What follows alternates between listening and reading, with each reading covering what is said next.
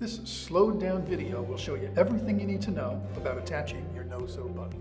As has been said on the website and in some of my videos, your Suspunders starter kit comes with one pair of Suspunders, black, white, or XL, 6 no-sew buttons for outfitting 2 pairs of pants, a foam cube, a mini awl and screwdriver, your Suspunders squeezer, and a specially designed no-sew button inserter, which makes the task of attaching your no-sew buttons much easier. Your Suspunders no-sew buttons should be attached behind the front 2 belt loops and the rear belt loop. Always attach your buttons through the thicker, sturdier material that exists behind most belt loops, like right here. It's important to do this because the thicker material helps to better secure the buttons to the pants and prevent damage to the material. You never want to attach the buttons to a thin or light pant material so as to avoid damage. To attach your no-sew buttons, first, take your pants and position any of the 3 belt loops squarely on the foam cube, like so. Make sure it's lined up. The cube serves as a backer and allows you to make the opening for your buttons safely and efficiently. Keep your foam cube handy with your other tools because you can use it over and over again on any side.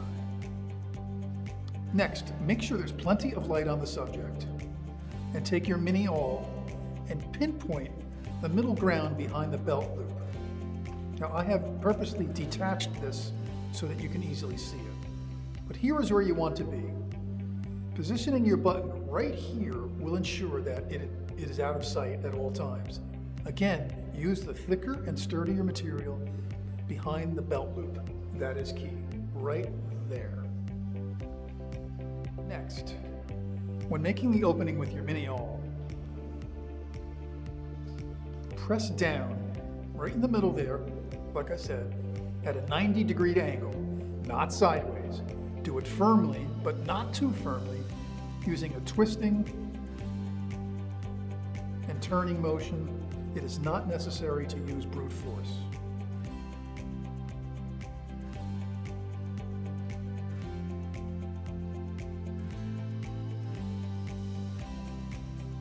By twisting and turning left and right, counterclockwise, clockwise, in a downward motion, instead of tearing or cutting through the material, you're actually creating an opening by moving the threads out of the way, separating them or pushing them from side to side. And this has minimal impact on the pant material, as you will see. Even thick, heavy materials can accommodate this method as long as you're patient and continue to turn left, right, and finesse it with a slow, steady pressure downward. And again, keep the material flat and smooth on the cube. Next, once your mini awl has made it all the way through the material and well into the cube, pause. Continue to hold everything in place. Stay still. Again, keep the material on the cube flat, like this. Then, take your Suspunders squeezer and position it next to the awl, just like this. Press firmly, again, don't let anything move. When the awl is eventually removed, there will be a small opening for your button, but it can disappear quickly. This is because there is a natural tendency for the fibers to want to bounce back to their original position. So you need that opening to stay there for a quick minute or so. Your Suspunders button inserter is my own handmade innovation, and it will be your most valuable tool for attaching your no-sew buttons. This is because placing a button screw with rough edges, trying to get that through material, can be very difficult. Your button inserter keeps an opening for you, just like a small tunnel, so that your button goes through the material with ease. Next, continue to hold everything in place and remove the awl slowly.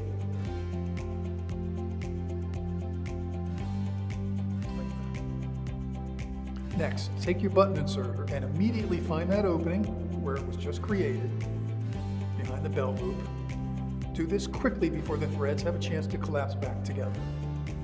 If they do happen to collapse back, just use your mini awl and do the process over again. Next, at a 90-degree angle, while twisting and turning, push the button inserter downward, just like you did with the awl. Because the inserter is slightly wider, there will be some resistance here, but continue to use gentle pressure with quarter turns, half turns, 360-degree turns, until the inserter makes its way all the way through, like so.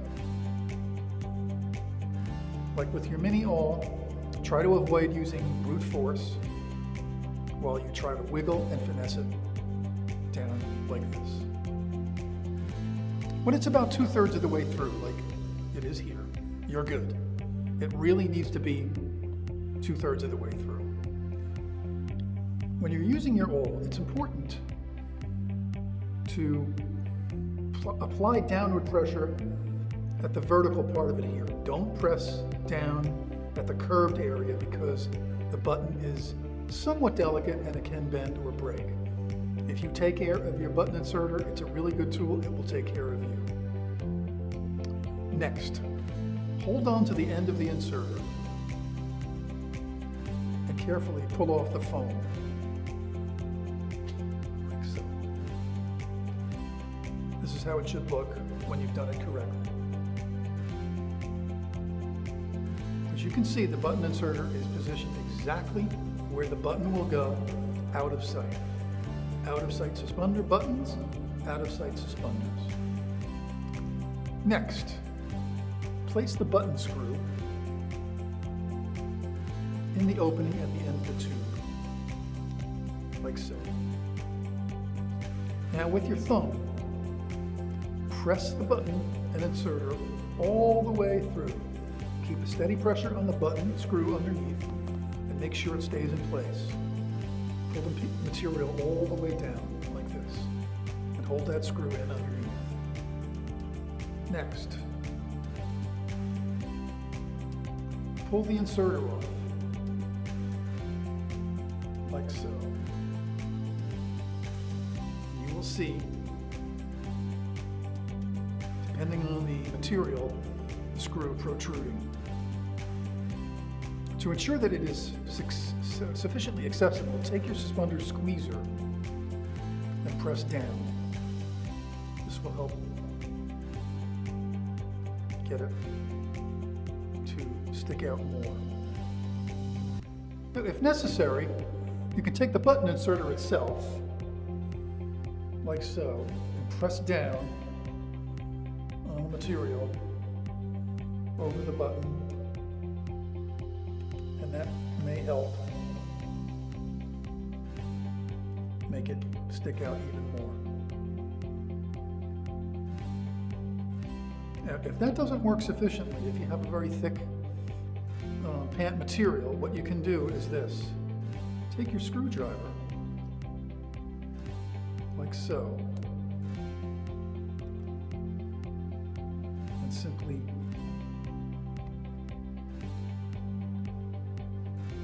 drive the screw through the material very nicely, and you are ready.